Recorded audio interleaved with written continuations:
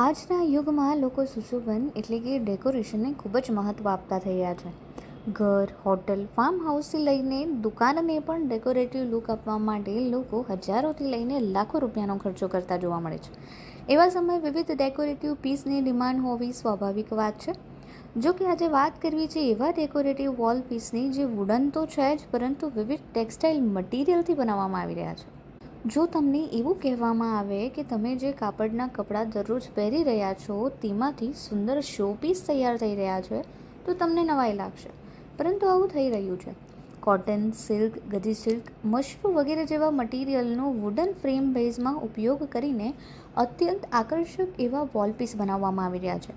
આ વોલપીસ ચોરસ, લંબચોરસ, ગોળ કે હેક્સાગોનલ શેપમાં બનાવાઈ રહ્યા છે, જેનાથી 5 કારીગરોને રોજગારી પણ મળી રહી છે. મારું નામ વિપિન ચાલે છે. અમારી ત્યાં ગજી સિલ્ક ફેબ્રિક, પછી વુડન, મેટલ, ગ્રાસ કટિંગ તમામ કામ થાય છે.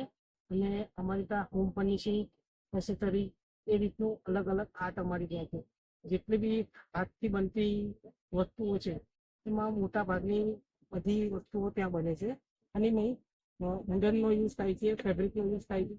જેને મેં ગજી સિલ્કનું ફેબ્રિક, મશરૂમનું ફેબ્રિક, એ રીતનું અલગ અલગ ફેબ્રિકનો યુઝ કરી અને મેં નેચર સાથે કનેક્ટેડ વસ્તુઓ અમે બનાવીએ છીએ. જેમ કે અમારી ફ્રેમ છે, આ જે તમે ફ્રેમ જોઈ રહ્યા છો, આ જે ફ્રેમ છે એ ગોંડલ એમપીનું આર્ટ છે. તો આને અમે ફ્રેમના કન્વર્ટ કરેલી છે. રિસ્પોન્સ બહુ સારો છે અને કિંમત બી અમારી નોર્મલ જ હોય છે. સામાન્ય રીતે દરેક ઘરોમાં અલગ અલગ પ્રકારના શોપીસ જોવા મળતા જ હોય છે, અને તેમાં વોલપીસનો પણ સમાવેશ થાય છે. વુડન, પોર્સેલિન અને ચિનાઈ માટીથી તૈયાર કરવામાં આવેલા શોપીસની સામે હાલ અલગ જ પ્રકારના શોપીસની ડિમાન્ડ હવે વધી રહી છે. આમ તો તે વુડન બેઝ જ છે, પરંતુ તેમાં અલગ અલગ એલિમેન્ટનો ઉપયોગ કરવામાં આવે છે.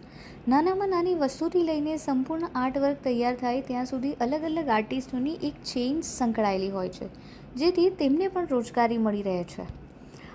આ આર્ટવર્ક ટોટલ 5 સ્ટેપમાં તૈયાર થાય છે, જેમાં સૌપ્રથમ ટેક્સટાઇલ મટીરિયલનો યુઝ કરીને તેના પર વિવિધ કલરની ડાય કરવામાં આવે છે. ત્યારબાદ તેની પર બ્રાસ કટિંગનું આર્ટ તૈયાર થાય છે, જે થયા બાદ તેમાં ટીએફનું કટિંગ થાય છે અને ત્યારબાદ તેની ઉપર પેઇન્ટિંગ કરવામાં આવે છે.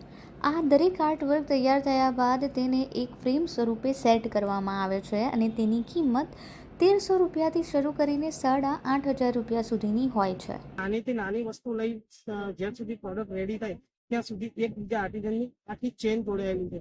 તમારે સૌ પ્રથમ ગજી સિલ્કનું ફેબ્રિક યુઝ કરવાનું છે. ગજી સિલ્કનું ફેબ્રિક બને એ ફેબ્રિકને અમે લાઈટ એને ડાઈંગ કરાય. એને ડાઈંગ કરાયા પછી અમારી પાસે ત્યાં ગ્રાસ કટિંગના આર્ટિઝનો છે, તો એ ગ્રાસ કટિંગ કરે છે.